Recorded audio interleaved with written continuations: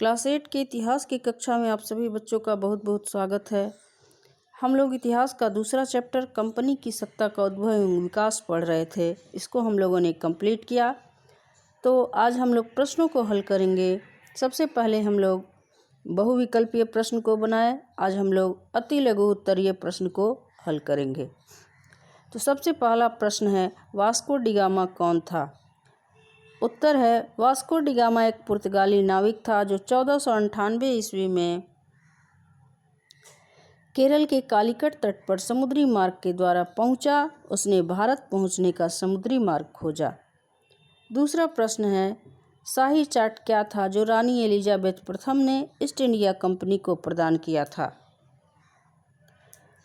उत्तर है, शाही चार्ट महारानी एलिजाबेथ प्रथम द्वारा दिया गया एक शाही फरमान था जो 31 दिसंबर 1600 ईस्वी को ईस्ट इंडिया कंपनी को पूर्वी देशों में व्यापार करने का अधिकार दिया गया था। शाही चार्ट का अधिकार जिन कंपनियों को दिया गया था उसका मुकाबला ब्रिटेन की कोई अन्य कंपनी नहीं कर सकती थी। इस कंपनी को यह काम दिया गया कि वह ऐसे बाज़ारों की तलाश करे जहां कम कीमत पर वस्तुएं मिल सके, जिसे अधिक दाम पर यूरोप के बाज़ार में बेचकर ज़्यादा मुनाफा लिया जा सके। अब है तीसरा प्रश्न, अंग्रेज़ों की भारत में पहली महत्वपूर्ण जीत क्या थी? उत्तर है, अंग्रेज़ों की भारत में पहली जीत पलासी की लड़ाई थी जो 23 जून 1757 ईस्वी को सिराजुद्दौला और अंग्रेज़ों के बीच पलासी में हुआ था।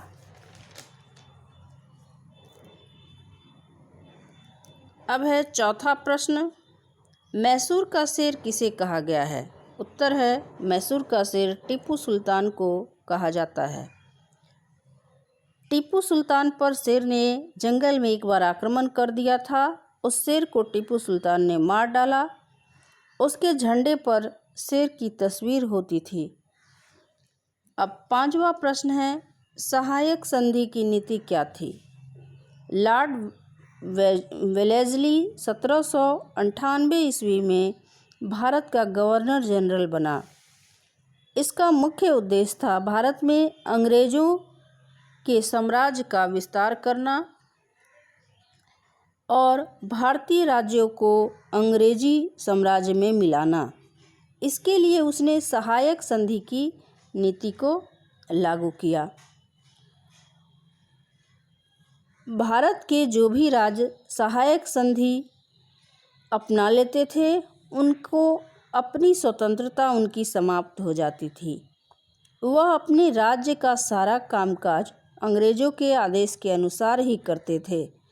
इसके बदले में अंग्रेजी कंपनी उन राज्यों को विदेशी आक्रमण से सुरक्षा करती थी। यही लालच देकर उसने भारत के बहुत से क्षेत्रों को अपने में मिला लिया। यही सहायक संधि की नीति थी। अब अगला प्रश्न है लघु उत्तरीय प्रश्न। पहला प्रश्न है, औरंगजेब की मृत्यु के पश्चात भारत की राजनीतिक स्थिति कैसी थी? औरंगजेब की मृत्यु के पश्चात भारत की स्थिति बहुत अस्थिर थी। यह आखिरी मुगल बादशाह था जो 1707 में उसकी मृत्यु के बाद उत्तराधिकारी के लिए उन लोगों में आपसी लड़ाई शुरू हो गई। वे लोग आपस में ही लड़ते तथा एक दूसरे से षड्यंत्र करते रहते थे।